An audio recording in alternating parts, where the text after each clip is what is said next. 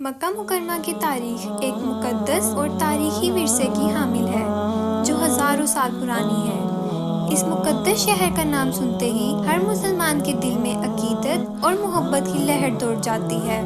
آج ہم مکہ مکرمہ کی تاریخ پر بات کریں گے اور ساتھ ہی کچھ ایسے دلچسپ حقائق بھی بیان کریں گے جن کے بارے میں بہت کم لوگ جانتے ہیں۔ مکہ مکرمہ کی تاریخ کا آغاز حضرت ابراہیم علیہ السلام اور حضرت اسماعیل علیہ السلام سے ہوتا ہے۔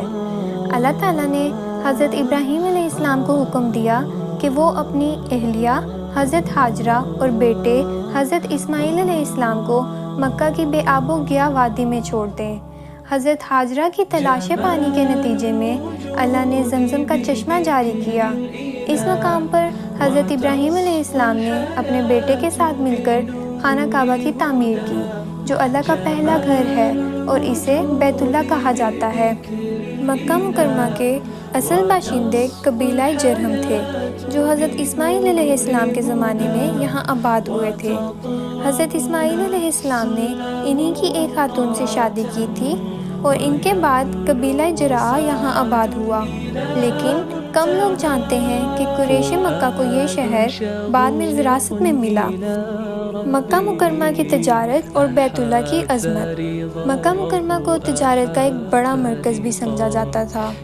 یہاں عرب قبائل ہر سال حج اور تجارت کے لیے آتے تھے۔ ایک مشہور بازار سوق عکاظ مکہ کے قریب واقع تھا، جہاں بڑے بڑے شاعر اور ادیب آ کر اپنی شاعری پیش کرتے تھے۔ مکہ کی یہ تجارتی حیثیت ہی قریش کو باقی عرب قبائل میں ایک منفرد مقام فراہم کرتی تھی۔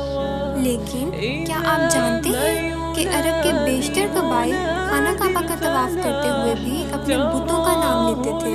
جب نبی کریم صلی اللہ علیہ وسلم نے توحید کی دعوت دی تو ان بت پرست قبائل نے آپ صلی اللہ علیہ وسلم کی مخالفت کی، کیونکہ وہ سمجھتے تھے کہ اس سے ان کی تجارت اور قبائلی وقار کو نقصان پہنچے گا۔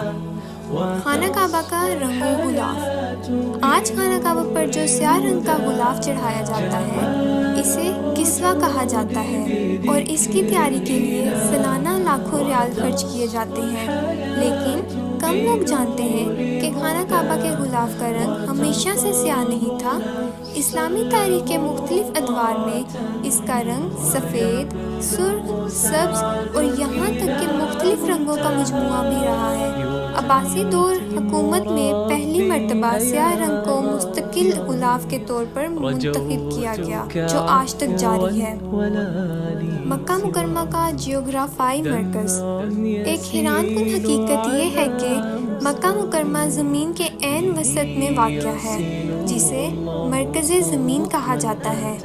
جدید سائنسی تحقیقات نے یہ ثابت کیا ہے کہ خانہ کعبہ کی جغرافیائی پوزیشن زمین کے باقی حصوں کے مقابلے میں ایک خاص توازن رکھتی ہے، جو اسے ایک منفرد اور حیرت انگیز مقام عطا کرتی ہے۔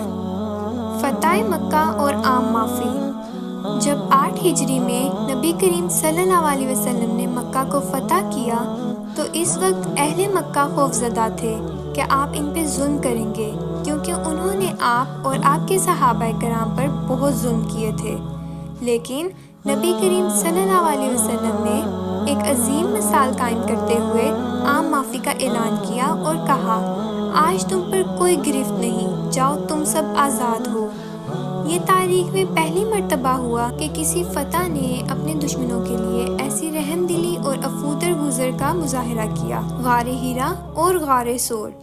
مکہ مکرمہ کے پہاڑوں میں 2 غار ایسے ہیں جو اسلامی تاریخ میں بہت اہم ہیں، غار ہیرا اور غار ثور۔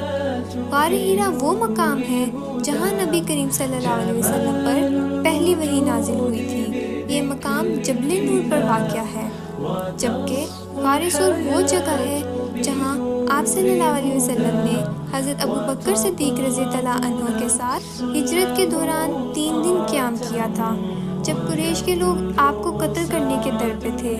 آج بھی ہزاروں زائرین ان مقامات کی زیارت کے لیے آتے ہیں، اور یہ غاریں مسلمانوں کے ایمان و یقین کو تازہ کرتی ہیں۔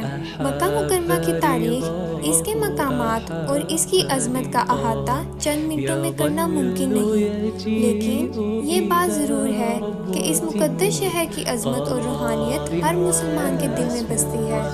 اللہ تعالیٰ ہمیں بار بار اس مقدس مقام کی زیارت کی سعادت عطا فرمائے، آمین۔